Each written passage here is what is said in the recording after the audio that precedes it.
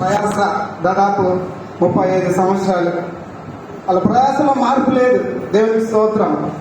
వాళ్ళు ఆ రోజు ఏ విధంగా ఉన్నారో ఈ రోజు కూడా అదే పాట పట్టలు వేసుకొని సంఘంలో పనిచేస్తూనే ఉన్నారు. దేవుని కొరకు ఎంత గొప్ప అవకాశం ఇచ్చారండి దేవుడు వీళ్ళకు. నాకు తెలిసిన వాళ్ళు వీళ్ళు, ఇంకా తెలియని వాళ్ళు చాలా మంది ఉన్నారు. కాబట్టి సంఘము ఒక్కొక్క రాయిగా పేరుస్తూ ఈ సంఘాన్ని ఇంత దూరం నడిపించినటువంటి ప్రతి సంఘ పెద్దకైతేనేమి, ఇక్కడ చేరిన ప్రతి ఒక్కరికి నేను హృదయపూర్వకంగా నా వందనాలు తెలియజేస్తున్నాను. ఎందుకంటే మేము సండే స్కూల్లో అంటే కొద్ది విషయాలు చెప్పేసి నేను వాక్యంలో చెప్తాను, సాక్ష్యం అయితే ఏం చెప్పదలుచుకోలేదు. ఎందుకంటే టైం కూడా చాలా కుదించినాడు అన్న. సో అందుకన్నట్టు సో ఇలా అన్నానే అలవాటు అయింది. వాళ్ళు మాకు వరుసగా బాబాయ్ అన్న అన్న అంటూ పెరిగేసి అట్లే మేము ఇప్పుడు కూడా పిలుస్తా ఉంటున్నాం.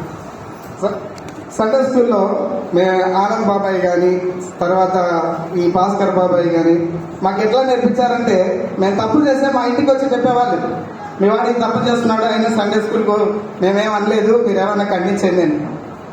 ఆ భయంతోనే, దేవుని భయంతోనే మేము పెరుగుకుంటా వచ్చాము. దేవుని నామానికి వందనాలు. ఈరోజు సంఘము ఎంత అభివృద్ధి చెందిందంటే నాకు మాటలు రావడం లేదు, అందుకే ఏం చెప్పాలో అర్థం కావడం లేదు. అయినప్పటికీ దేవుని సహాయాన్ని బట్టి కొన్ని వాక్యాన్ని మనము ధ్యానించుకుందాం. స్త్రీలు అయితే ఎక్కువ ఉన్నారు, మరి పురుషులు ఏమైపోయినారో నాకు తెలుస్తలేదు. స్త్రీల ఏదంటారు, కొంగును పట్టుకొని పరలోకానికి పోదాం అనుకున్నారేమో నాకు తెలియట్లేదు. మరి అట్లా పోవడానికి అవకాశం లేదు. దయచేసి గమనించాలి మనం అందరం. పురుషులైనటువంటి వారు మేము కూర్చుకునేటప్పుడు సండే స్కూల్లో మేము లోపల కూర్చునే వాళ్ళం. పిల్లలకు స్థలం ఉండేది కదా ఇక్కడ. పురుషులు ఇదంతా ప్యాక్ అయిపోయేటోళ్ళు.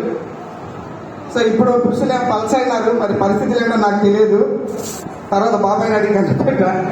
సో ఏంటంటే మనకు పరలోకానికి వ్యక్తిగతమైనటువంటి తీర్మానం ముఖ్యం. దేవుడు రక్షణ అనేది వ్యక్తిగతంగా ప్రతి ఒక్కరికి ఆయన వాక్యం ద్వారా మాట్లాడినప్పుడే ఆయన రక్షణ అనేది నిశ్చయిత మనకు వస్తూ ఉంటుంది. సువార్త అనేది ఎంతమందికి తెలుసండి? చేతండి పర్లేదు, మేము మనకు అలవాటే కదా, చేతులు ఎత్తి కౌంటింగ్ ఎలక్ట్ చేసుకోవడం అలవాటు. కాబట్టి సువార్త అంటే ఏంటది, ఒక చిన్న బ్రీఫ్ లైన్లో ఎవరైనా చెప్పగలిగితే నేను సంతోషిస్తాను. సువార్త అంటే ఏంటి?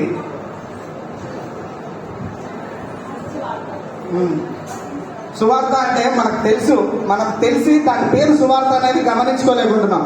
యేసు క్రీస్తు ప్రభువారు ఈ లోకంలో జన్మించి మన కోసం మరణించి తిరిగి లేచి మనల్ని పరలోక రాజ్యానికి వారసులుగా చేయడానికి బయలుపరిచినటువంటి సత్యమే సువార్త. ఇది మనకు తెలియాలి. యేసు క్రీస్తు ప్రభువారు ఈ లోకానికి వచ్చింది ఎందుకు? నీ కోసం నా కోసం రక్తం చిందించి ఆ సిలువలో ప్రాణం పెట్టింది నిన్ను నన్ను పరలోక రాజ్యానికి వారసులు చేయడానికి. చెప్తారు కదా, యేసు చెప్పాను నేనే మార్గము సత్యము జీవము, నా ద్వారానే తప్ప తండ్రి యొద్దకు ఎవడును రాడు. ఈ సువార్త నిశ్చయతతోనే మనము మన సంఘాన్ని బలపరచాలి. వ్యక్తిగతంగా మనం కూడా వాక్యంలో బలపడాలి. వాక్యంలోనికి వద్దాం. అపోస్తులైన పౌలు తిమోతికి రాసినటువంటి 2వ పత్రిక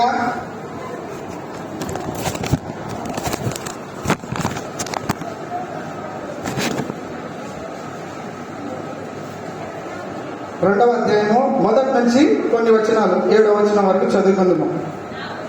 నా కుమారుడా, క్రీస్తు యేసునందున్న కృపచేత బలవంతుడవు కమ్ము. నీవు అనేక సాక్షుల ఎదుట నా వలన వినిన సంగతులను ఇతరులకు బోధించుటకును సామర్థ్యము గల నమ్మకమైన మనుషులకు అప్పగింపుము. క్రీస్తు యేసు యొక్క మంచి సైనికుని వలె నాతో కూడా శ్రమను అనుభవించుము. సైనికుడు ఎవడును యుద్ధమునకు పోవునప్పుడు తన్ను దండులో చేర్చుకుని వానిని సంతోష పెట్టవలెనని ఈ జీవన వ్యాపారంలో చిక్కుకొనడు. మరియు జట్టి అయిన వాడు పోరాడినప్పుడు నియమ ప్రకారం పోరాడకుంటే వానికి కిరీటము దొరకదు. పాటుపడిన వ్యవసాయకుడే మొదట ఫలములలో పాలు పుచ్చుకోవలసిన వాడు. నేను చెప్పు మాటలు ఆలోచించుకును. అన్ని విషయముల యందు ప్రభువు మీకు వివేకమును అనుగ్రహించును. సహోదరుడు కన్యాబ్రదర్ కూడా ఇదే చెప్పారు, తిమోతికి రాసిన పత్రికనే. సో పౌలు జీవితం ఏంటో మనకు తెలుసు. కాబట్టి పౌలుగా మారడానికి దేవుడు ఆయనకు ఒక దర్శనాన్ని ఇచ్చి ఆ దర్శనం ద్వారా అననీయతో ఆయన మాట్లాడిస్తాడు. నేను ఏర్పరచుకోవడానికి ఒక సాధనము ఈ పౌలు. ఈయన ఒకప్పుడు మమ్మల్ని క్రీస్తు యొక్క బిడ్డను శిక్షించినటువంటి వాడే అయినప్పటికీ కూడా ఆయనని ఏర్పరచుకుంటాడు. ఆయన పాత్రగా అంటాడు, అననీయతో చెప్తాడు, ఇతను నా నామము నిమిత్తము అనేక శ్రమలు పొందాల్సినటువంటి వాడిగా ఉంటున్నాడని. అటువంటి పౌలు దేవుని ద్వారా అనేక వాక్యాలను, దేవుని ఉద్దేశాలను బయలుపరుచుకొని ఆయన యొక్క శిష్యుని ఏర్పాటు చేసుకుంటాడు. అటువంటి శిష్యుడే ఈ తిమోతి. బాల్య జీవితం నుంచి క్రీస్తు యొక్క ఆయన యొక్క భయంలోను, ఆయన తల్లిదండ్రులు వాళ్ళ అవ్వతాతల దగ్గర నుంచి కూడా దేవుని నమ్మినటువంటి వ్యక్తి. అటువంటి తిమోతికి ఈ లేఖ రాస్తున్నాడు. 2 తిమోతిలు ఆయనకే రాశాడు. సో ఈ పౌలు వచ్చేసి దాదాపుగా కొత్త నిబంధనలో 13 పత్రికలు రాశాడు. 75% న్యూ టెస్టిమెంట్స్ రిటర్న్ బై అపోస్తలుడైనటువంటి పౌలు. సో మనము గమనించవలసింది ఏంటంటే, అలాంటి ప్రావీణ్యమైనటువంటి పౌలు ద్వారా శిక్షణ పొందిన తిమోతి. ఇప్పుడు మనం కూడా, నేను చెప్పగలను, ఈ పౌలు సంఘంలో నేను ఒక శిష్యుడిని, ఈ సంఘ పెద్దలు, ఈ సంఘంలో ఉన్నటువంటి వాళ్ళు నాకు చూపించినటువంటి మార్గం ద్వారా నేను నేర్చుకుంటున్నటువంటి సత్యం ఇదని నేను చెప్పగలను. అలాంటి శిష్యునిగా నన్ను చేశారు. సో ఈ రోజు ఈ సంఘంలో మిగిలినటువంటి ఎంతమంది యవనస్తులు ఉన్నారో, ఎంతమంది బిడ్డలు ఉన్నారో, ఎంతమంది ఇంకా సత్యం తెలియకున్నారో వారందరికీ కూడా దేవుని యొక్క సత్యాన్ని తెలుసుకోవాలి. కొందరు అంటారు సిఎస్ఐ సంఘంలో జీవం లేదని. ఎవరు చెప్పారండి జీవం లేదని?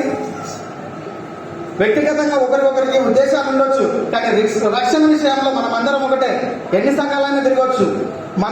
మన హృదయము దేవుణ్ణి నమ్మకుండా నువ్వు ఈ నుంచి అమెరికా పోయి యేసు ప్రభు చనిపోయి లేచినా, ఊరికి వేసినా కానీ నీ జీవితంలో మారు మనసు రాదు. మనకి ఇది క్లియర్ గా తెలుసుకోవాలి. మన హృదయంలో ప్రభువు కార్యం జరగాలి.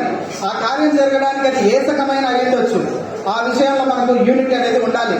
కాబట్టి అలాంటి సత్యాన్ని మనము ఏ సంఘంలో మనం ఉంటున్నామో నేర్చుకున్నప్పుడు దేవుడు మనకు బయలుపరుస్తాడు. దాన్ని బట్టి సంఘాల విభజన గురించి నేను చెప్పదలసిలేదు. మనం నేర్చుకున్న సంఘంలో సత్యాన్ని మనం నేర్చుకున్నప్పుడు ఆ సత్యాన్ని బట్టి ప్రతి ఒక్కరికి ఆ సువార్తను మనం అందించేవారుగా ఉండాలి. ఈ పౌలు రాస్తున్నాడు తిమోతికి, నా కుమారుడా, క్రీస్తు యేసునందున్న కృప చేత బలవంతుడవు కమ్ము. మనం అనుకుంటాం 25 నుంచి 40-45 సంవత్సరాలు వచ్చేసరికి నన్ను కొట్టేవాడు లేడు అనుకుంటాం. ఇంకా నా బలం కింద నాకున్న డబ్బుతో ఎవరు సాటి రారనుకుంటాం. లేదంటే ఇంకోటి నాకు అంతస్తు, వాట్ ఎవర్ ఇట్ ఈస్, ఈ లోకానికి సంబంధించినటువంటి ఉంటే దాన్ని బట్టి మనము మన ప్రభావం అంటే మన యొక్క మాట తీరు ఉంటుంది. దీన్ని బట్టి చెప్తా ఉంటున్నాడు, ఎవరైనా కానీ దేవుడి కృప ద్వారానే జీవించగలరు అనే విషయంలో పౌలు క్లియర్ గా చెప్తా ఉంటున్నాడు.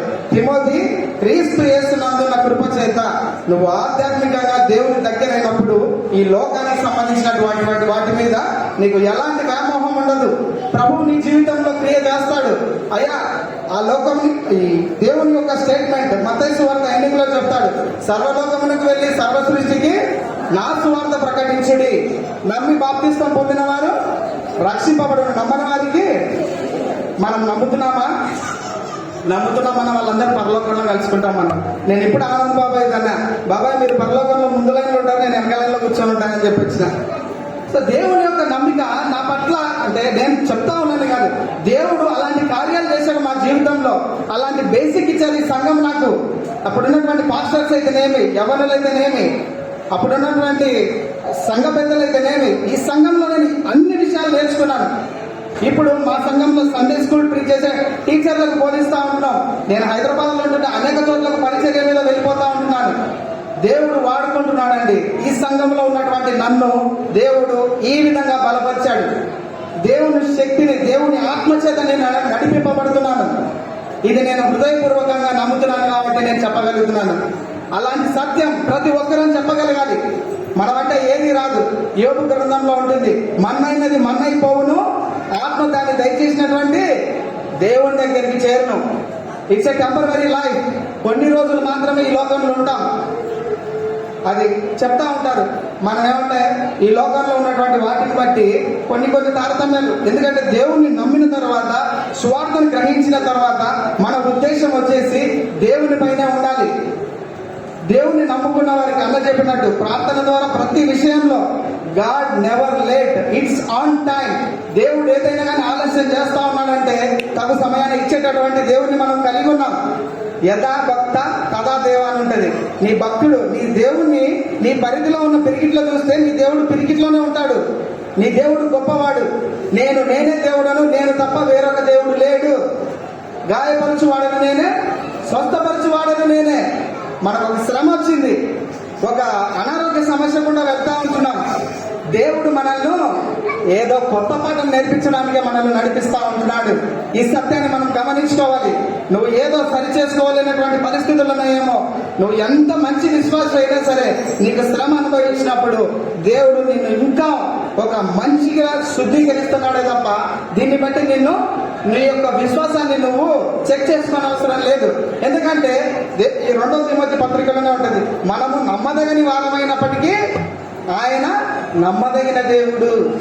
మనం వదిలిపెట్టొచ్చు, జోబులో కొంచెం ఫుల్ పైసలు ఉంటే చర్చికే రా, జోబులో బొక్కలు పడిపోయి రూపాయి కూడా లేకుండా చూడు, అప్పుడు చర్చికి వస్తాం. సో ఇలాంటివి ఏంటంటే బేసికల్ గా మనకు అర్థం చేసుకోవాల్సింది, దేవుడు వ్యక్తిగతంగా నీ హృదయాన్ని చూస్తా ఉన్నాడు. నువ్వు సువార్త నమ్మిన తర్వాత దేవుని కొరకు నీ జీవితాన్ని సమర్పించుకోవాలి. అలాంటి కృప చేత పౌలు రాస్తున్నాడు తిమోతికి, నీవు అనేక సాక్షుల ఎదుట నా వలన మిగిలిన సంగతులను ఇతరులకు బోధించుటకు సామర్థ్యం గల నమ్మకమైన మనుషులకు అప్పగింపు. సువార్త ఏదైనా సరే దేవుని పని. ఈరోజు చూస్తున్నాను, 35 సంవత్సరాల నుంచి నేను వీళ్ళనే చూస్తా ఉన్నాను. చూడండి ఎంత గొప్ప అదృష్టం. అంటే దేవుని పని చేయడం కూడా దేవుడి ఆశీర్వాదంతోనే ఉంటుందండి. మనం దేవుని పనిని ఆదివారానికి, పండుగకు, లేదంటే కొన్ని ఫంక్షన్స్ కు మాత్రమే మనం కట్టి పెడితే దేవుడు ఏ విధంగా మన జీవితంలో కార్యం చేస్తాడు మనం గమనించుకోవాలి. మన మొట్టమొదటి స్థానం దేవుడికి ఇవ్వాలి. మనకు పని లేనప్పుడు దేవుడు కాదండి, మనం పని ఉన్నా కానీ పని వదిలిపెట్టి దేవుడికి వచ్చేవాడిని దేవుడు ఇష్టపడతాడు. అవునా కదా? మీరు చెప్పండి, మీరు పిలిచినప్పుడు వచ్చిన వాళ్ళని మీరు ఇష్టపడతారా? మీకు వీలున్నప్పుడు వచ్చిన వాళ్ళకి అడిగిపోయి మిమ్మల్ని మంచివాడు అంటారు. గమనించుకోవాలి, మనం ఎన్ని పనులున్నా దేవునికి ఇచ్చే చోటు అనేది, ఆ స్థానం మనకు మారడానికి వీల్లేదు. ఒక నిజమైన క్రైస్తవుడు దేవుని దగ్గర రావడానికి పరిగెత్తుకొని వస్తాడు. దేవుని సన్నిధి అంటే ఏదో పోదాంలే, ఇలాంటి ఉద్దేశంలో వస్తున్నాము అంటే మన విశ్వాసాన్ని మనం ఒకసారి చెక్ చేసుకోవాలి. నిజంగా మనము రక్షణ పొందామా లేదా? ఒకవేళ పొందినట్లయితే నా జీవితంలో ఉన్నటువంటి ఆ యొక్క అయోగ్యమైన స్థానం ఏంటి, దాన్ని నేను ఏ విధంగా తీసేసుకోవాలి అనేది మనము స్పష్టంగా ప్రభు సన్నిధిలో మోకరించి మనలో ఉన్న అవిధేయతను మనము తీసేసుకోవాలి. ఇది తీసేసుకోవడానికే దేవుని కృప అనేది అవసరం. మనకు ఎంత చెప్పున్నా దేవుని కృప కావాలి, బ్లెస్సింగ్స్ కావాలి. దేవుడు చెప్పే పని మాత్రం మనకు అవసరం లేదు.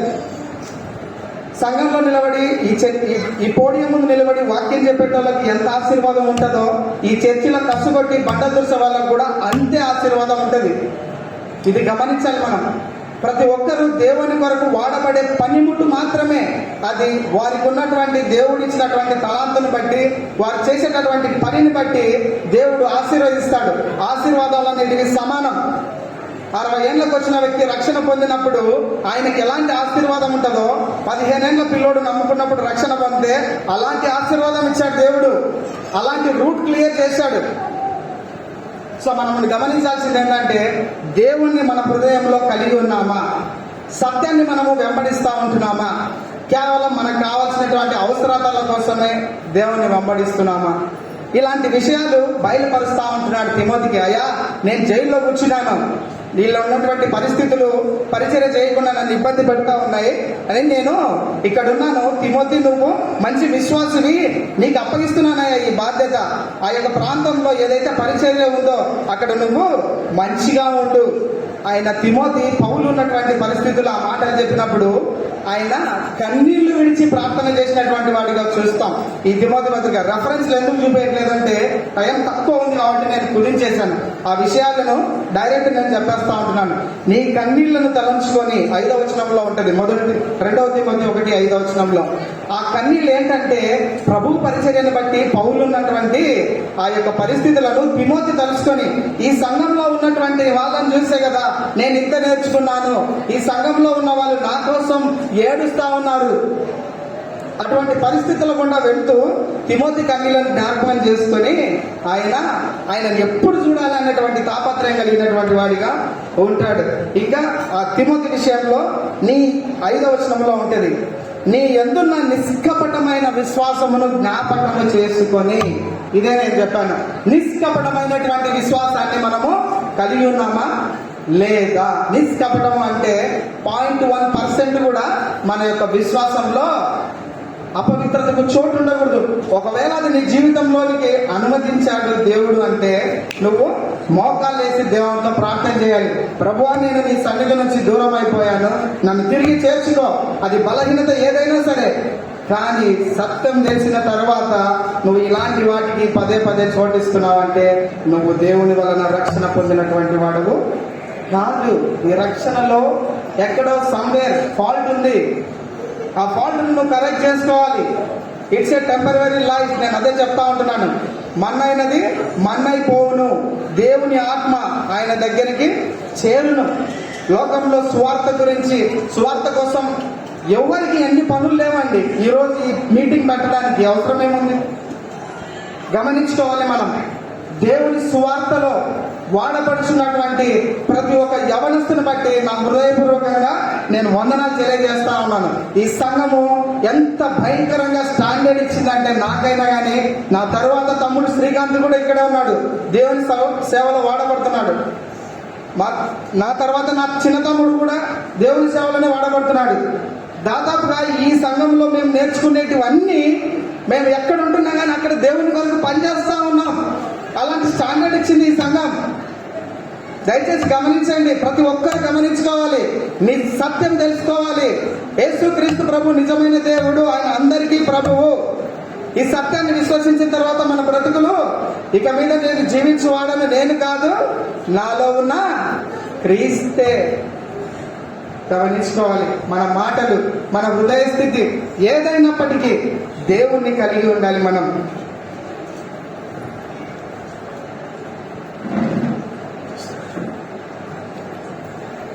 అలాగే 3వ వచనం, క్రీస్తు యొక్క మంచి సైనికుని వలె నాతో కూడా శ్రమను అనుభవించుము.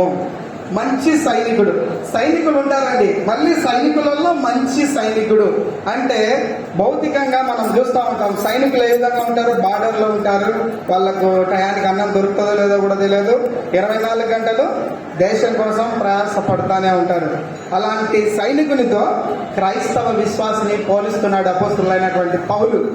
అయ్యా, ఆధ్యాత్మికమైనటువంటి ప్రయాసలో నువ్వు ఉంటున్నావు, ఆధ్యాత్మికమైనటువంటి సైనికుడు నువ్వు. నా కొరకు నువ్వు ఈ లోకంలో నేను ఎంచుకున్నాను నిన్ను, నా కొరకు నువ్వు జీవిస్తా ఉన్నావు ఈ లోకంలో. మంచి సైనికుడు వల్లే ఉండు. మంచి సైనికుడు ఎప్పుడు నిద్రపోదమంటాడండి. కడుపు నిండా తిని ఆయన నిద్రపోతే దేశాన్ని ఎవరు కాపాడతారు? కాబట్టి సైనికుడు ఉండవలసినటువంటి బాధ్యత ఒక క్రీస్తుని పోలి నడిచినటువంటి వారు కలిగి ఉండాలి. మనం సైనికుడు ఉన్నటువంటి క్రమశిక్షణ ఏదైతే అతని బాధ్యత, కానీ అతడు శ్రమను చూసి ఆయన పారిపోడండి.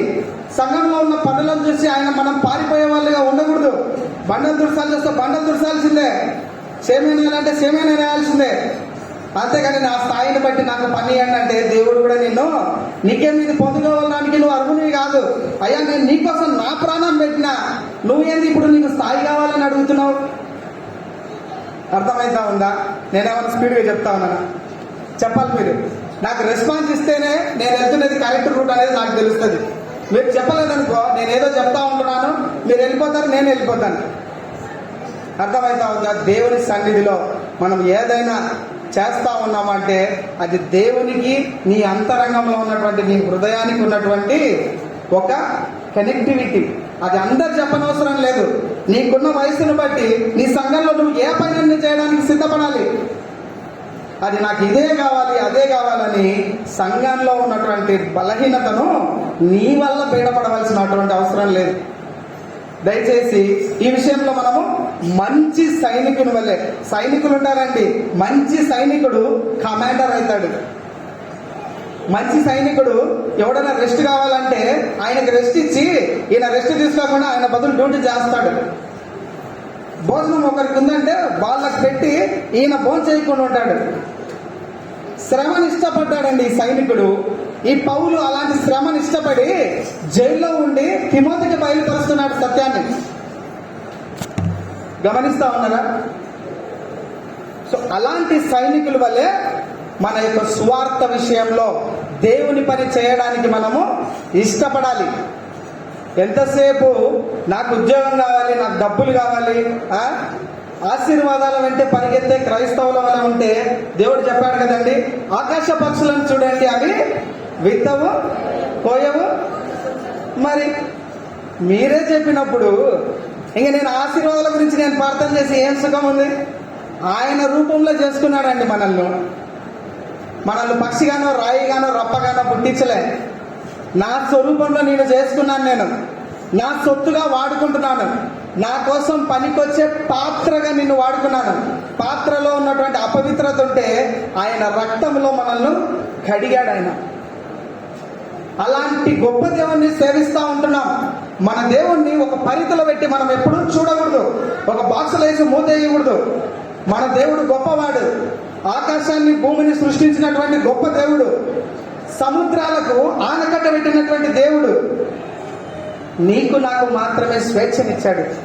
గమనిస్తా ఉన్నారా? స్వేచ్ఛనిచ్చాడు మనకు. నువ్వు వస్తే రావచ్చు, చర్చికి రాకపోవచ్చు. సముద్రానికి లేదు స్వేచ్ఛ, ఆకాశానికి లేదు స్వేచ్ఛ, భూమికి లేదు స్వేచ్ఛ. నీకు నాకు మాత్రమే స్వేచ్ఛ ఉంది. ప్రార్థించాలనేది స్వేచ్ఛ.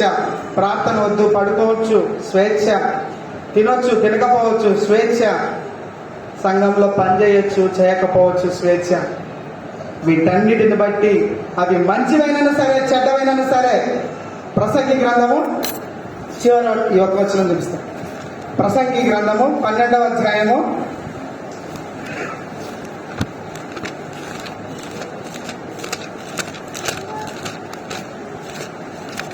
4వ వచనం. గూఢమైన ప్రతి అంశం గురించి దేవుడు విమర్శ చేయనప్పుడు ఆయన ప్రతి క్రియను అది మంచిదే గాని చెడ్డదే గాని ఎక్కడికి తెస్తాడమ్మా? ఎక్కడికి తెస్తాడో నాకైతే వినపడ్డానులా. ఆ లాస్ట్ నుంచి సౌండే లేదు. గట్టే చెప్పాలా, తీర్పు అనేది ఒకటి ఉంది. ఇది తెలియాలి మనకు. మనం బతికేస్తే అడ్డగోలుగా సరిపోదు. దేవుని నమ్మిన తర్వాత దేవుని కొరకు జీవించాలి. మనం శక్తివంతమైనటువంటి సైనికుడు వల్ల జీవించాలి. అనుక్షణం ఆత్మీయత దేవుని కలిగిన వాడికి అనేక శ్రమలు కలుగును. లోకంలో మీకు శ్రమ కలుగును, అయినను ధైర్యం తెచ్చుకొనుడి, నేను లోకమును జయించి ఉన్నాను. ఆయన మాదిరి పెట్టేళ్ళాడు మనకు. ఆ మాదిరి మనం కలిగి ఉండాలి. శ్రమను లెక్క చేయకుండా దేవుని కొరకు జీవించినటువంటి పౌలు చెప్తా ఉంటున్నాడు, తీర్పు అనేది ఒకటి ఉంది. స్వేచ్ఛ ఇచ్చాడు దేవుడు, కానీ నీకు ఈ స్వేచ్ఛను బట్టి అది మంచిదైతే పరలోకంలో ఫస్ట్ సీట్ వేసుకొని ఉంటావు నువ్వు, లేదంటే నిత్యము నరకం. ఈ స్వేచ్ఛను బట్టి నీ యొక్క తీర్మానం ఉంటుంది, నీ తీర్పు ఉంటుంది. గమనించుకోవాలి, మనం వెళ్తా ఉన్నటువంటి మార్గము దేవుని మార్గమా లేదంటే వేరే మార్గమా, లోకం అనే మార్గమా? సత్యం తెలుసుకోవాలి మనము. అందుకే పౌలు తిమోతితో చెప్తా ఉంటున్నాడు, మంచి సైనికుని వల్లే నువ్వు ప్రయాసపడు. ఇంకా 2వ తిమోతి వచనానికి వచ్చేద్దామండి. మరియు జట్టి అయిన వాడు పోరాడినప్పుడు నియమ ప్రకారం పోరాడుట కంటే వానికి కిరీటం దొరకదు. చూడండి, జట్టి అయిన వాడంటే అథ్లెటిక్ అంటే స్పోర్ట్స్ మ్యాన్. ఇంకా కొంచెం చెప్పాలంటే బాక్సర్ కంటే కూడా కిందికి అనుకుంటే ఒక ఆటగానికి ఏముండాలంటే పొద్దున్న లేచినాక ఒక రన్నింగ్ రేస్ చేసేవాడికి పొద్దున్న లేస్తేనే తిని పనుకుంటే సరిపోతుందా? నేను ఎందుకంటే వాడుక భాషలో చెప్తున్నా, మీకు అర్థం కావాలనే. మీరు నాకు సమాధానం రివర్స్ చేయకపోయినారనుకో నేను కూర్చుంటా, మీరు వచ్చి చెప్పాలి. ఇప్పుడు పరిగెత్తి కిరీటం ఏదైనా కానీ పరుగు పందెం చేసే ఒక రేసరు ఆయన రోజు తిని పనుకుంటే సరిపోతుందా? ఏం చేయాలి ఆయన? చెప్పాలి మరి. మీరు రన్నింగ్ చేయాలి, ఆయన రన్నింగ్ చేసి ప్రాక్టీస్ చేయాలి. ఆయన ప్రాక్టీస్ చేసి దేవుని కొరకు మనం కూడా ఈ లోకంలో ఉన్నప్పుడు, ఒకప్పుడు మనం ఉంటేనే లోకంలో ఉన్నటువంటి బలహీనతలే ఉండేటివి. దొంగతనం చేసేవాడిని, నేను కూడా అబద్ధాలు ఆడేవాడిని, అన్ని లోకంలో ఉన్న ప్రతి బలహీనత నాకు ఉండేది. కానీ దేవుణ్ణి నమ్ముకున్న తర్వాత దేవుని కొరకు పరిగెత్తేటటువంటి ఆటగాడిగా సత్యాన్ని తెలుసుకోవాలి మనము. అందుకే నియమ ప్రకారము పోరాడకుంటే, నేను ప్రార్థనే చేస్తానులే అంటే ఆశీర్వాదం లేదు. నేను లోకానికి తగినట్టే బతుకుతానంటే ఆశీర్వాదం లేదు. నీ బ్రతుకు చర్చిలో కానీ బయట కానీ ఒకటే రకంగా ఉండాలి. అర్థమవుతా ఉందా? మన వ్యక్తిగత జీవితము దేవుణ్ణి నమ్ముకున్న తర్వాత నువ్వు ఇంట్లో, బడిలో, సంఘంలో, ఇంకో చోట ఎక్కడున్నా సరే నీ యొక్క విశ్వాస జీవితంలో నీ కొన్ని నియమాలు ఉండాలి. నేను దేవుణ్ణి నమ్ముకున్నాను, ఈ అపవిత్రతను ఒకప్పుడు చేసినాను, కానీ ఇప్పుడు నాకు వద్దు, నాకు అవకాశం ఉంది తప్పు చేయనీకి. స్వేచ్ఛనిచ్చినాడు, అదే చెప్తా ఉన్నాను. దేవుడు స్వేచ్ఛనిచ్చాడు, కానీ నీ ఎన్నిక దేవుణ్ణి కలిగి ఉంటే సత్యం వైపు ఉంటుంది. నియమం ప్రకారం పోరాడకుంటే, ఇప్పుడు ఉసేన్ బోల్ట్ ఉన్నాడు, ఆయన ఒక సెకండ్కు 2-3 మీటర్స్ ఒక్కసారి అడిగేస్తేనే అంత పెద్దగా వేస్తాడు ఆయన ఒక సెకండ్కి. ఆయన ప్రాక్టీస్ చేయకపోతే ఇప్పటికి 3 times ఆయనకు వరల్డ్ రికార్డ్ వచ్చింది ఒలింపిక్స్ లో. ఉసేన్ బోల్ట్ గూగుల్లో చెక్ చేసుకోండి.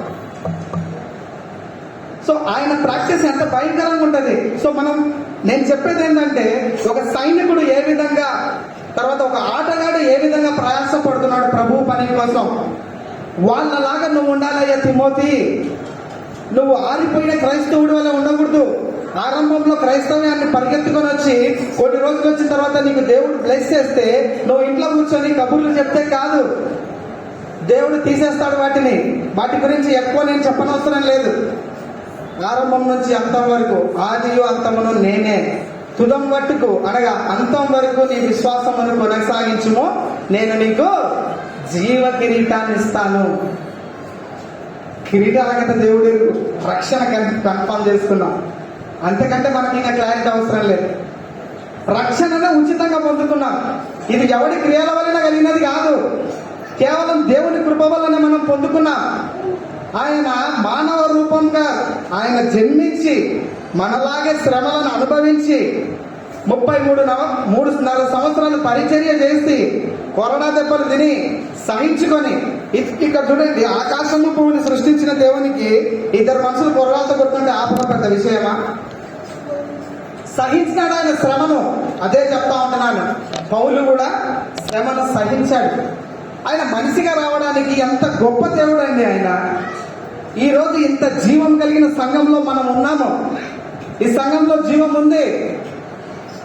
మనం వ్యక్తిగతంగా రక్షణ గురించి ఎంత క్లారిటీ అయినా ఉండొచ్చు. అలాంటి సంఘంలో మనం ఐక్యత కలిగి ఉన్నాము అంటే మనము దేవుని ఎన్నికలో ఉన్నాం.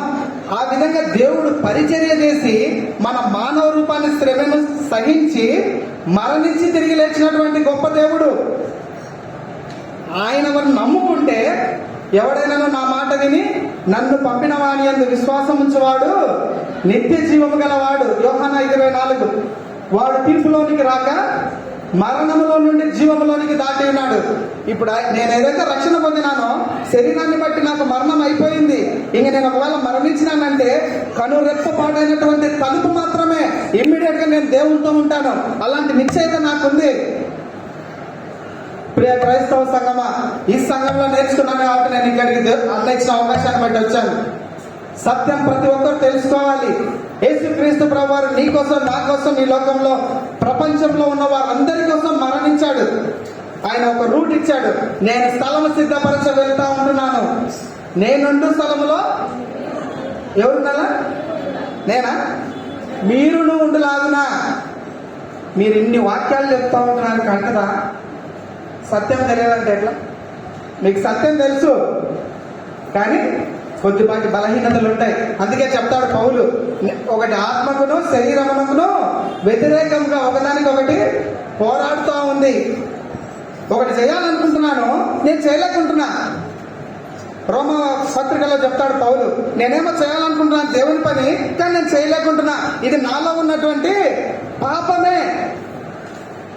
నేను చేయాలనుకున్నాను. చెప్తాను. రోమీయులకు రాసిన పత్రిక 6వ అధ్యాయము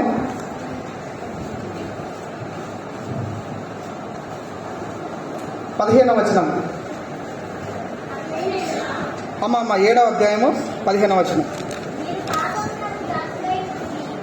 తప్పమ్మా మీరు చదివేది. కావున కాదమ్మా, ఏలయనగా నేను చేయనది నేను ఎరుగను, నేను చేయ నిశ్చయించినది చేయగా ద్వేషించినదే చేస్తా ఉన్నాను. ఇచ్చయింపనిది నేను చేసిన ఎడల ధర్మశాస్త్రము శ్రేష్టమైనట్టు ఒప్పుకొనుచున్నాను. కావున ఇకను దాని చేయనది నా యందు నివసించు పాపమే గాని నేను కాదు. నా యందు అనగా నా శరీరమందు మంచిది ఏదియు నివసింపలేదని నేను ఎరుగుదును. మేలైనది చేయవలనని కోరిక నాకు కలుగుచున్నది గాని దాన్ని చేయుటకు నాకు కలుగుటలేదు. నేను చేయగోరు మేలు చేయక చేయగోరని కీడు చేయుచున్నాను. నేను కోరని దానిని చేసిన ఎడల దానిని చేయనది నా యందు నివసించుచున్న పాపమే గాని ఇకను నేను కాదు. అంత గొప్ప పౌలు చెప్తా ఉంటున్నాడు, నా శరీరంలో ఉన్న బలహీనత ఈ పాపము.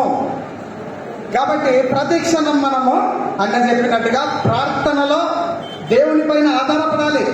మనకున్న డబ్బులు, ఆస్తులు, అంతస్తుల మీద ఆధారపడితే ఈ లోకంలో ధనం ఏమవుతుంది చెప్పాలి. ఈ మాట కూడా మీకు తెలుసు అనుకుంటాను నేను.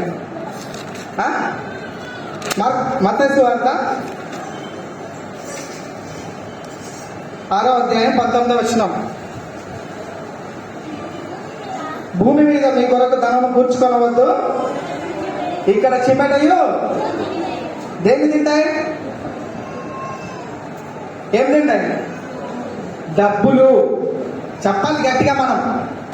ఈ లోకంలో ధనం కూర్చుకుంటే చిమ్మెటయు తుప్పును తినివేయును, దొంగలు కన్నం చేసి దొంగిలెదరు.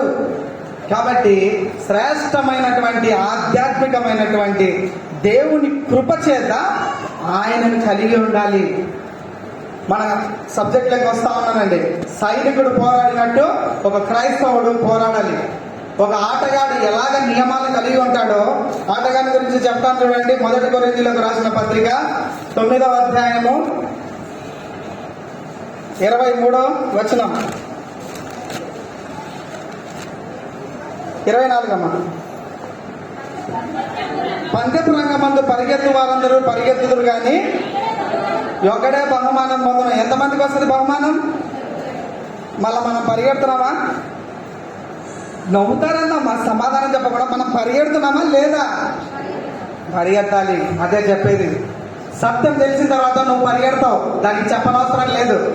నేను అదే చెప్పాను. 35 సంవత్సరాల నుంచి బాబాయ్ వాళ్ళని చూస్తూ ఉంటున్నాను. ఒకవేళ ఉండొచ్చు వారికి వ్యక్తిగతమైన కొన్ని బలహీనతలు, కానీ దేవుని నామాన్ని దూషించే విధంగా వారి బ్రతుకులు లేవు. ఈరోజు తెల్లంగి వేసుకొని వాళ్ళని మూలను కూర్చోవచ్చు. ఇంత ప్రయాసపడాల్సినటువంటి అవసరం లేదు సంఘాని కోసం. ఒక పాత్రగా దేవుడు వాళ్ళను ఎంచుకున్నాడు. నిన్ను నన్ను కూడా ఎంచుకున్నాడు ఆ పాత్రగా. అలాంటి పరుగు పందెంలో వాళ్ళకు మీరు జత కట్టాలి. అదే నేను చెప్పాలనుకుంటున్నది. పందెపు రంగమందు పరిగెత్తే క్రీడాకారుడు ఎలాంటి నియమాలు కలిగి, దేవుణ్ణి కలిగి ఉండి, నియమాలు కలిగి ఉండి సంఘం కొరకు ఏమంటాడు పౌలు? దేవుడు మాట్లాడినప్పుడు ఎవరు నువ్వు అంటే, దేవుడు మాట్లాడితే దేవుడు ఏమంటాడు ఆయనతో? నువ్వు హింసించుచున్న యేసును. ఎక్కడికి వస్తున్నాడు ఆయన? ఆయన హింసించడానికి యేసుక్రీస్తు దగ్గర పరలోకానికి గుర్రం వేసుకొని పోతున్నాడా? సంఘాన్ని హింసించడానికి పోతున్నాడు. సంఘం అంటే ఎవరు? యేసుక్రీస్తు ప్రభు. నీవు హింసించుతున్న యేసును నువ్వు వెళ్తున్న గుర్రం మీద తీసుకెళ్ళి దమస్కు పట్టణానికి పోతున్నావు కదా, ఆ సంఘాన్ని హింసించడానికి పోతున్నటువంటి యేసును నేను. ఆయనను మాట్లాడుతున్నానయ్యా. సౌలుకు కళ్ళు గుడ్డివాడైపోతాడు ఆయన. అలాంటి పౌలు పరిచర్య ఎంత పరుగు పందెంలా ఉందంటే ఆయన గురించి చెప్తా ఉన్నాడు ఈ 24వ వచనంలో. పరిగెత్తే వారందరూ పరిగెడతారు కానీ నేనైతే బహుమానం పొందేవాడు ఎట్టయితే పరిగెడతాడో అట్లే పరిగెడతా ఉన్నాను నేను. నువ్వు కూడా ఇట్లే పరిగెత్తాలయ్యా తిమోతి అని చెప్తా ఉన్నాడు ఆయన. అర్థమైతా ఉందా? సంఘం కోసం నీ పాత్ర ఏంటి? నిన్ను కూడా మర్చిపోతారు ఇంకొక 20, 30, 50 ఏళ్ళు, 100 ఏళ్ళకి. సంఘం కోసం నీ పాత్ర ఏముంది? నేను చెప్పగలిగాను ఈ సంఘంలో ఉండిపోయి వీళ్ళు 4 ఉన్నారు నేను చూశాను అని. నిన్ను నన్ను కూడా చెప్పుకోగలిగాను ఈ సంఘంలో నేను నిన్ను గురించి ఒక పాత్రగా. అలాగా మన బ్రతుకులు ఉన్నాయా? క్లారిఫై చేసుకోవాలి మనం. ఇక్కడ వదిలేసుకోవాలి దేవుని సన్నిధిలో. అయ్యా నేను ఈ విధంగా జీవించలేకపోతున్నాను, నన్ను క్షమించు, సత్యం తెలుసుకున్నాను, ఈ రోజు నన్ను నేను మార్చుకుంటాను. మారు మనసుకు తగిన ప్రతిఫలము పొందడానికి ప్రయాసపడాలి. మనం రక్షణ వచ్చింది, సువార్త అందింది, అందరూ చేస్తూ ఉంటున్నారు. మరి నీ పరుగు ఏమైంది? ఆత్మఫలాలు తెలుసా? ఏంటివన్నా? ప్రేమ, సంతోషము, సమాధానము, దీర్ఘశాంతముగా, దయాలత్వము, మంచితనము. ఒకటి అన్నదా మన కాడ ఉంటే సంతోషమే. ప్రైజ్లా చెక్ చేసుకోవాలి మనం. మారు మనసుకు తగిన ప్రతిఫలం మనలో ఉందా? ప్రేమ ఉందా? చర్చిలో ఉంటావు, అయ్యా అయోగ్యుడిని, నా వల్ల కాదు, నేనేం చేయలేను, అన్ని చేస్తావు. బయట పోయి ఏరా దొంగ అంటే ఏమంటావు? రే నువ్వుగా దొంగ, మీ తండ్రి అది ఇది ఎన్ని మాట్లాడతావు? నీ స్వభావం క్రీస్తుని కలిగిన తర్వాత నీ బ్రతుకు మారిండాలి. ఆయన ఉమ్మి వేయించుకున్నాడండి నీకోసం, నా కోసం. కొరడ తప్పని తిన్నాడు, సిలువను సహించాడు. 2 చెక్కలు వేసుకొని గుడ్ ఫ్రైడే రోజు మెసేజ్ చూస్తే మనకేం రాదు. మన బ్రతుకులో ఆయన శ్రమను అనుభవించాలి. చెక్కలు ఎత్తుకొని తిరిగితే ఏం రాదు. శ్రమ, దాన్ని చెప్పడానికి శ్రమను అనుభవించాలి. శ్రమను ప్రేమించినాడు ఆయన.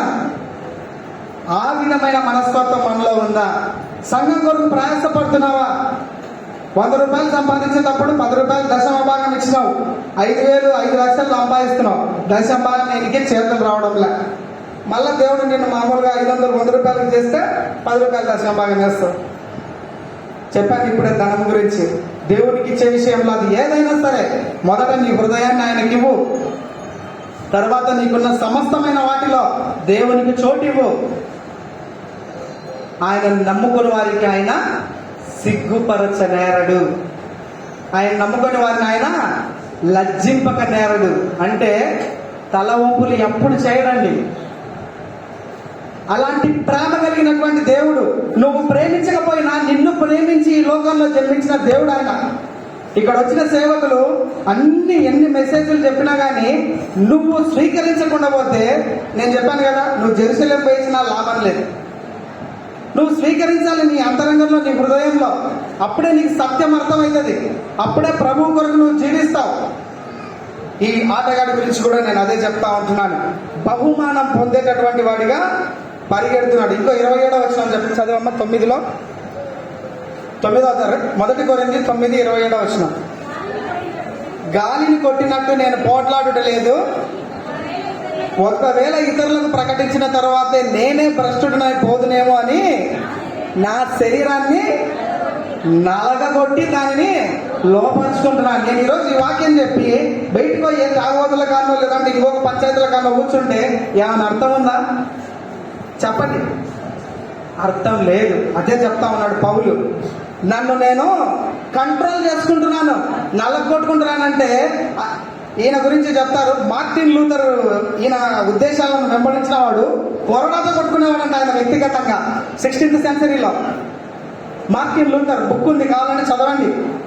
కొరడాతో కొట్టుకునేవాడంట. అరే నాకు ఈ శరీరం నా మాట వినడం లేదు. శరీరము ఆత్మకు ఒకదానికొకటి విరోధంగా పోరాడుతూ ఉన్నాయి. దేవుని మాట విన్న వాళ్ళు ఆత్మానుసారంగా జీవిస్తారు. శరీరం ఏమంటది? ఎప్పటికప్పుడు రెస్ట్ తీసుకోవాలని, ఎప్పటికప్పుడు తినాలని, ఎప్పటికప్పుడు ఇంకోటి లోకంలో ఉన్నటువంటి పోకడ ఏదైనా కావచ్చు. కాబట్టి ఆత్మానుసారంగా మనము దేవుణ్ణి కలిగి ఉండాలి. ఆ విధంగా చెప్తా ఉన్నాడు, నన్ను నేను నియంత్రించుకోవడానికి నలగొట్టుకుంటున్నాను అని. కొందరు ఉపవాస దినాలు చేస్తున్నప్పుడు ఇటువంటివి చెప్తారు. ఉపవాసం ఉంటున్నాను ఏమంటే దేవుడి కోసం అంటారు. వాళ్ళు చూస్తేనేమో విపరీతమైన లావు ఉంటారు. లావు దగ్గర నీకు ఉపవాసం ఉండి దేవుని పేరు చెప్తారు ఇంటికి వచ్చి. ఏమన్నా అర్థం ఉందా? అరే ఎవరిని మోసం చేస్తున్నాం మనము? నిన్ను సృష్టించిన సృష్టికర్తను మోసం చేస్తున్నావు. అరే నీకు అర్థం కావడం లేదా ఈ విషయం? ఉపవాసం చేస్తా ఉన్నావంటే ఎక్స్ప్రెస్ రాకెటో వేసుకొని నీ ప్రార్థన పరలోకానికి పోదు. దయచేసి గమనించండి. ఉపవాస ప్రార్థన మంచిది, నేను దాన్ని తీసేయాలని చెప్పట్లేదు. నీ హృదయ స్థితి దేవునికి అంగీకారం నుండి నువ్వు ఒక పాట ఉపవాసం చేయి, నీ ప్రార్థన పరలోకం చేరుతుంది. అదే అన్న చెప్పింది. అన్న ప్రార్థన గురించి చెప్పాడు. నీ ప్రార్థన ప్రభువుని కలిగి ఉండి ఒక్క పూట ఉపవాసం చేసి ప్రార్థించు. యథార్థత, సత్యము. ఆయనను ఆరాధించేవారు ఆత్మతోనూ సత్యముతోనూ ఆరాధించాలి. దేవుడికి కళ్ళగుడ్డను చూపించామంటే ఆయనకి ఎంత అండి? మనము గడ్డి పువ్వు వంటి జీవితాలు మనవి, ఆవిరి వంటి బ్రతుకులు ఎంతసేపు ఉంటాయి? అటు ఇటు గాలి కొడితే వెళ్ళిపోతాయి. నరిని ఆయుస్సు ఎంత? 75 సంవత్సరాలు, అంతకంటే ఎక్కువ ఉంటే అది కూడా ప్రయాస. ఇక్కడ 75లో ఎవరన్నా ఉంటే అడగండి ఆయనను, అయ్యా ఎట్లుంది నీ పరిస్థితి అని. భోజనం చేయాలంటే ఆయాసం వస్తుంది, పడుకుంటే ఎముకలు వస్తాయి. అర్థమవుతా ఉందా? మనం గమనించుకోవాలి. దేవుని ప్రేమలో యవ్వన కాలంలో దేవుని కాడి మోయిట నరునికి మేలు. నీ యవ్వన కాలం ఒక 70 ఏళ్ళలో, 50 ఏళ్ళలో, 40 ఏళ్ళలో వచ్చినాక దేవునికి వచ్చి నీ ఎంగిలి బతుకుని ఆయనకి ఇస్తే దేవుడు స్వీకరిస్తాడా? అర్థం చేసుకోవాలి. మన విశ్వాసంలో ఏ స్థాయిలో మనం దేవుణ్ణి కలిగి ఉన్నాం, వ్యక్తిగతంగా మన విశ్వాసం ఏ విధంగా ఉంది, ఇదే నేను చెప్పేది. యథార్థంగా సత్యాన్ని, సువార్తను స్వీకరించి దేవుని కొరకు పౌలు చెప్తాడు, ఇక మీదట జీవించేవాడని నేను కాదు, నాలో ఉన్న క్రీస్తు. నా బ్రతుకైతే అయిపోయింది, నా బ్రతుకుత ప్రకారం అయితే నేను ఈరోజు చచ్చిపోవాల్సిందే, కానీ నాకు బ్రతుకునిచ్చిన ప్రభువా, అది ఏదైతే ఉందో అది నీది, నీ కొరకు బ్రతుకుతా. ఇంకొక బిల్డింగ్ కట్టడానికి నేను బతుకుతాను, దేవుడు ఇవాళ మనకు బతుకు. పౌలుకి ఎందుకండి ఇంత గొప్ప శ్రమను స్వీకరించినాడు ఆయన? పౌలుకు ఉన్నటువంటి ప్రాపర్టీతో కంపేర్ చేస్తే ఇప్పుడున్న అనిల్ అంబానీ, ధీరుభాయ్ అంబానీ అందరూ కలిసి వచ్చినా ఆయనకున్నటువంటి ఆస్తి కింద తక్కువే. అబ్రహాము 40 మంది పనులు వదిలిపెట్టి దేవుడు చూపించిన ప్రాంతానికి నడిచిపోయినాడు ఆయన. వీళ్ళు పరలోకాన్ని చూశారండి, మనలాగా లోకాన్ని చూడలే. అర్థమవుతుంది, ఆ సత్యం తెలుసుకోవాలి మనం. క్రీస్తు కొరకు పనిచేసే మంచి సైనికుడు, మంచి క్రీడాకారుడు ఇంకొక వ్యక్తి ఉన్నాడు, ఆయన చూపించి ముగించేస్తాను. 2 తిమోతి 2వ అధ్యాయము 6వ వచనం. పాటుపడిన వ్యవసాయకుడే మొదటి ఫలములలో పాలు పుచ్చుకొనవలసిన వాడు. నేను చెప్పు మాటలు ఆలోచించుకొనుము, అన్ని విషయముల యందు ప్రభువు నీకు వివేకమును అనుగ్రహించుము. పాటుపడిన వ్యవసాయకుడే. మనమందరం వ్యవసాయం చేసేటోళ్ళమే. టైం చూసుకొని 10 గంటలకు డ్రెస్ వేసుకొని డ్యూటీకి పోతామా? డ్యూటీకి అయినట్టు పోతామా పొలం పనికి? ఈ తిమోతికి చెప్తా ఉంటున్నాడు, అయ్యా ఒక సైనికుడు ఎట్లా కష్టపడతాడు, ఒక క్రీడాకారుడు ఎలాంటి నియమాలు కలిగి జీవిస్తాడు, ఒక వ్యవసాయకుడు ఏం చేస్తాడు, కరెంట్ వస్తుంది 3 లైన్లు అంటే నీళ్లు పెట్టడానికి ఏ టైంలో అయినా కానీ పోతాడు. లైట్లు వేస్తారు ఆయనకి ఎవరికైనా. మురికి గుడ్డలు ఉంటే అలాంటి గుడ్డల్లో చెయ్యి ఒకటి కడుక్కొని అన్నం తింటాడు ఆయన. కాలువల వాళ్ళ నీళ్లు తాగుతాడు. ఎందుకు? ఆ పంట ఫలం పొందడానికి. క్రైస్తవుడిగా జీవిస్తున్న నీవు ఎలాంటి ఫలం కోసం జీవిస్తా ఉన్నావు? దేవుడు ఆశీర్వదించినట్టు అంతా వెళ్ళిపోయి నీ ఇంట్లో కూర్చుంటావా? నా మాటలు ఇబ్బందిగా ఉందంటే నాకు తిట్టుకొని పర్లేదు, సత్యం చెప్పాల్సిన పని నాకుంది. నేను వచ్చిన పని అదే. అన్న పిలిచాడు, మనం సత్యం తెలుసుకోవాలి, దేవుని కొరకు జీవించాలి. ప్రయాసపడుచున్న ప్రతి ఒక్కరికి నన్ను బలపరచు అని అందు మంచిగా చెప్పినారు కానీ మీరే. ఇంక నేనేం చెప్పేదమ్మా, నన్ను బలపరచు అని అందు నేను సమస్తము చేయగలను. ఆకలితో ఉంటే దేవుడు ముందు ఆకలి కొనాల, నీకంటే ముందు. నీకు బట్టలు ఏమంటే ముందు ఆయన నలిగిపోతాడు. అర్థమైతా ఉందా? ఇప్పుడు నేను ఒకటి చెప్తానండి, నా బిడ్డ ఒకటి ఏదైనా అనారోగ్యంతో ఉంది, నేనేం చేస్తాను? ఇక్కడ పెట్టుకొని మందులు వేస్తా, ఇక్కడే భుజాన పెట్టుకొని పాలు తాగుతా, ఇక్కడే భుజాన పెట్టుకొని నిద్ర ఉంచుతా, ఇక్కడ భుజాన పెట్టుకొని ఏ సమస్య వచ్చినా చూస్తా. నీ పరలోక తండ్రి అంతకంటే గొప్పవాడు. నిన్ను ఇలా చంక పెట్టుకునే బిడ్డనైనా మరుస్తుందేమో తల్లి, నేను నిన్ను మరువనని చెప్పినాడు. అరే వాక్యాలు చెప్తా ఉన్నాం, బ్రతుకులో దేవుడు లేడే. మనం చంటి బిడ్డని ఎట్లయితే చూస్తూ ఉంటున్నామో మన పరలోక తండ్రి కూడా మనల్ని అట్లా చూస్తూ ఉంటున్నాడు. ఒక వ్యవసాయకుడు ఏ విధంగా ప్రయాసపడతాడు, బట్టలు మంచిగా ఉండాలనుకోడు. ఒక సైనికన్నా ఒక యూనిఫామ్ ఉంటుంది, క్రీడాకారుడికైనా ఒక డ్రెస్ ఉంటుంది. వ్యవసాయదారునికి డ్రెస్ ఉంటుందా? ఆ పని ఆ నిక్కర్ వేసుకొని తిరుగుతూ ఉంటాడు. సేన్లలో మన్ను కొట్టుకొని ఉంటాడు, తలకు మన్ను ఉంటుంది. అయినా ఆయన ప్రయాస ఆ పంట పొలమును అనుభవించడానికి. అందుకే ఒక వచనం చూపిస్తాను చూడండి. 2 కొరింథీ 5వ అధ్యాయము 9వ వచనం. రెండవ కొరింథీయులకు రాసిన పత్రిక. కావున దేహమందున్నను దేహమును విడిచినను ఆయనకి ఇష్టలమై ఉండవాలనని మిగుల అపేక్షించుచున్నాను, ఆశపడుతున్నాను. దేహంలో ఉన్న గాని దేహాన్ని విడిచినా గాని మనం దేహంలోనే వెయ్యేళ్ళు ఉండమని మనం ప్లాన్ చేసుకొని బతికేస్తా ఉన్నాం. దేహమందున్నను దేహమును విడిచినను మిగుల అపేక్షించు, ఆశ కలిగి ఉండాలి. ఆరంభంలో క్రైస్తవంలో వచ్చేసి 4 రోజులు పనిచేసి వెళ్ళిపోయినటువంటి వాళ్ళగా ఉండకూడదు. దాదాపు నాకు గుర్తొచ్చినప్పటి నుంచి చెప్తా ఉన్నాను నేను సహోదరుల గురించి. 35 సంవత్సరాల నుంచి చూస్తా ఉంటున్నాను ఈ సంఘం ఎంత చిన్నదిగా ఉండేదో, ఎంత ఇబ్బంది పడే వాళ్ళమో. ఏదైనా ఒక ఫండ్ కావాలంటే అప్పుడున్న పెద్ద మనుషులకు అర్థం చేసుకునే శక్తి కూడా లేదు. చదువు లేనటువంటి వాళ్ళు పెద్ద మనుషులు, వాళ్ళు మంచిగా చేసేవాళ్ళు. సంఘం డబ్బులు వృధా చేయకూడదని ఏ దానికి ఒక రూపాయి ఇచ్చేవాళ్ళు కాదు. అయినప్పటికీ ప్రయాసపడేవాళ్ళం. ఇప్పుడు చదువుకున్నటువంటి సంఘ పెద్దలు ఉన్నారు, వాళ్ళకి తెలుసు ఇప్పుడు 1000 రూపాయలు కావాలంటే సంఘంలో ఏ కార్యం చేస్తే బలపడతారు సంఘస్థులు, అది ఆలోచిస్తున్నారండి. మనకు అర్థం కావడం లేదు ఆ విషయం. ఇప్పుడున్న సంఘ పెద్దలు అప్పుడు పోయినటువంటి సమస్యలు చూసి ఇప్పుడున్నటువంటి సండే స్కూళ్ళు యవ్వనస్తుల కోసం ప్రయాసపడుతుంటున్నారు. నాలాంటి సేవకులను తయారు చేయడానికి ప్రయాసపడుతున్నారు. మీ డబ్బులన్నీ గాలి కొట్టుకుపోవట్లేదు. ఈ మీటింగ్లు ఎందుకు పెట్టారని డబ్బులు ఎక్కువ పెట్టారా? ప్రతి ఒక్కరు క్రీస్తు కొరకు పనిచేయాలి.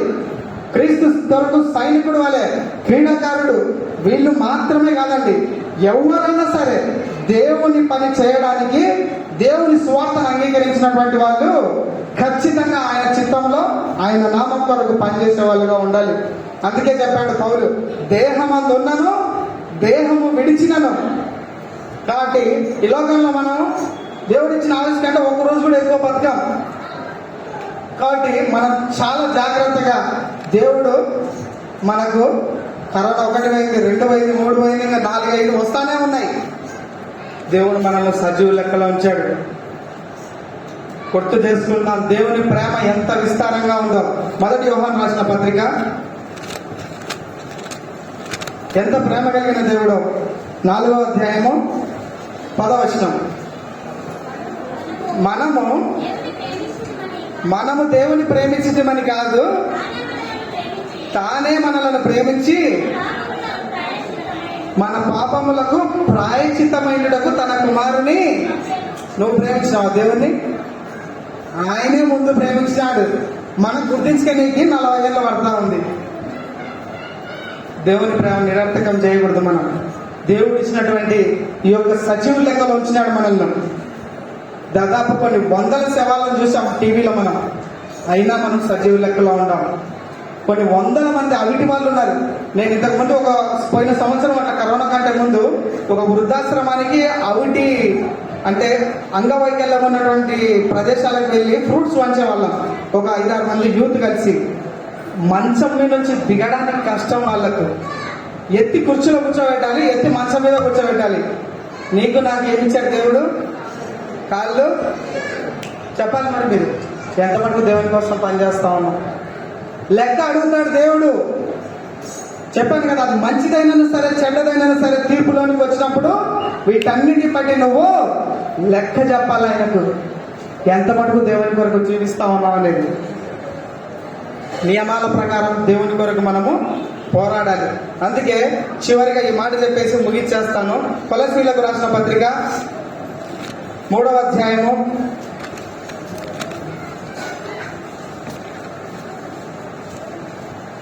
10వ వచనం.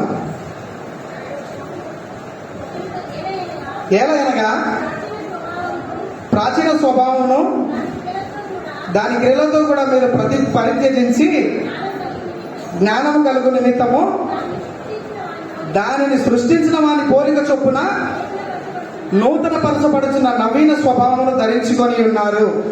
ఇప్పుడు మనము నూతన స్వభావాన్ని ధరించుకొని ఉన్నాం. ఒక షర్ట్ ఉందండి, పాత షర్ట్ నాది, ఇది నలిగిపోయింది, నేను ఇప్పేసిన, కొత్త షర్ట్ వేసుకున్నా అంటే నా బ్రతుకులో కొత్తదనం ఏమి ఉండదు.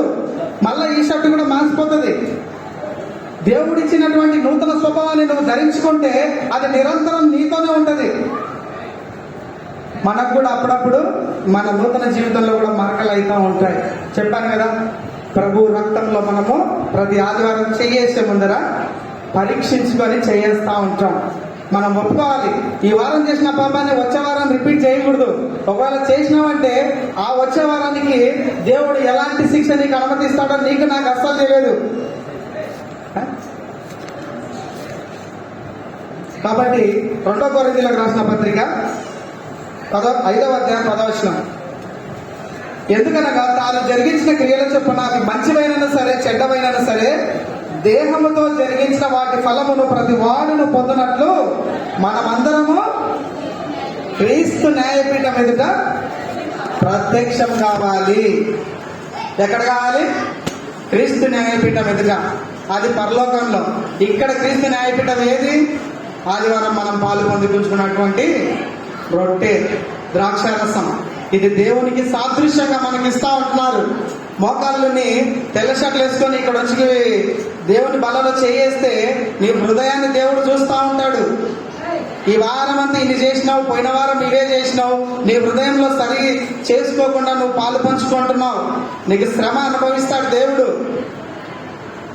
ఇలాంటి భయం కలిగి దేవుని కొరకు జీవించాలి. సజీవుడైనటువంటి దేవుని మనం పూజిస్తూ ఉంటున్నాం. నిన్న నేడు రేపు ఏకరీతిగా ఉన్నటువంటి దేవుని మనము పూజిస్తూ ఉంటున్నాం. ఒక ఎగ్జాంపుల్ చెప్పి క్లోజ్ చేస్తానన్నా. ఏంటంటే, ఒక మంచి ఫేమస్ అయినటువంటి మిస్ ఇండియా ఉందండి. మిస్ ఇండియా అనుకోండి, ఇది నాకు ఒకవేళ మీరు తెలిసే ఉంటే కూడా సైలెంట్ కూడా అండి, చెప్పకండి మళ్ళా. ఏంటంటే, మిస్ ఇండియా అంటే ఒక మంచి హీరోయిన్, మంచి పేరు పొందింది. ఆవిడ దగ్గరకు ఒక పాస్టర్ వెళ్ళాడు ఇట్లా బైబిల్ తీసుకొని, అమ్మ నువ్వు దేవుడిని నమ్ముకోవాలా, ఏందమ్మా నువ్వు యవనస్తురాలివి, దేవుని నమ్ముకోకుండా లోకంలో పడిపోతున్నావు, దేవుని నమ్ముకోవాలని ఆమెకు వాక్యం గురించి చెప్తా ఉంటే, రండి పాస్టర్ గారు కూర్చోడానికి మర్యాద చేసి కప్పిస్తుంది ఆమె. కాఫీ తాగండి పాస్టర్ గారు అని. ఆయన కాఫీ కప్ప తాకుంటే ఈ మాటలన్నీ ఆవిడకి చెప్తాడు. పాస్టర్ గారు, నాకు డబ్బు ఉంది, ఇప్పుడు మంచి అందం ఉంది, మంచిగా పేరు వచ్చింది, ఇప్పుడే ఏంటి పాస్టర్ గారు నువ్వు దేవుని వాక్యం అని తీసుకొని వస్తున్నాడు, కొంచెం వయసు తగ్గనివ్వండి, ఈ అందం అంతా మాయమైపోనివ్వండి, డబ్బులు సంపాదనివ్వండి నన్ను, అప్పుడు దేవుని కాడికి వస్తానంటే.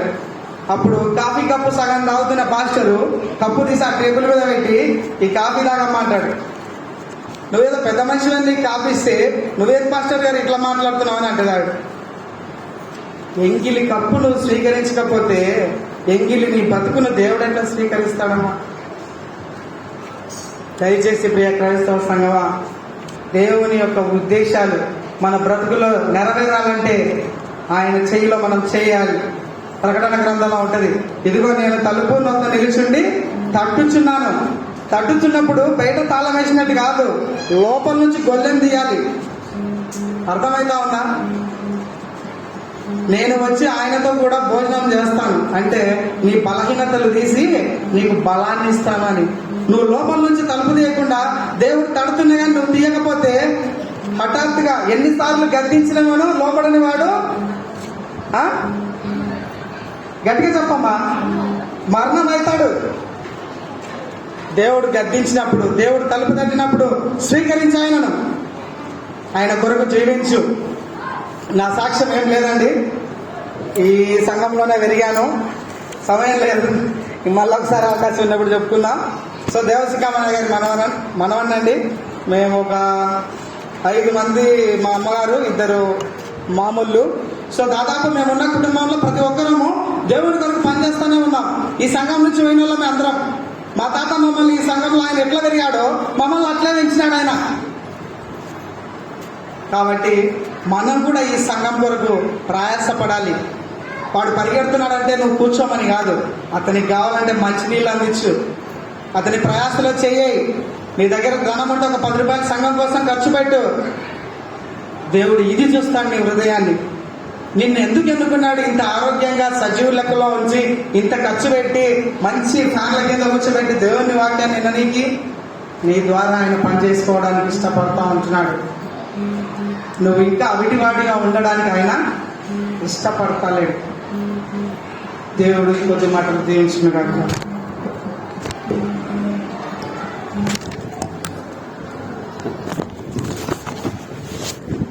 థ్యాంక్ యూ విధంగా ఈ సంఘం యొక్క నువ్వు అనుకున్నంతగా మేము ఇంకా డెవలప్ కాలేదు.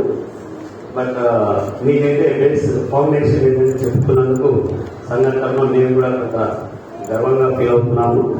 ఈ సంఘం నుంచి తయారైనటువంటి వ్యక్తులు ఈ విధంగా ఎంతో మంది సైనికులను తయారు చేయాలనేటువంటి ఉద్దేశంతోనే మేము ఈ కమిటీ ద్వారా అయితేనేమి పెద్దమనుషుల ద్వారా అయితేనేమి నిర్ణయం తీసుకొని ఇలాంటి విధంగా చూసాం. మనం అతను ఎంత బాగా మనకు చక్కగా వాక్యం ఎంత ముందున్నాడంటే is far away from us.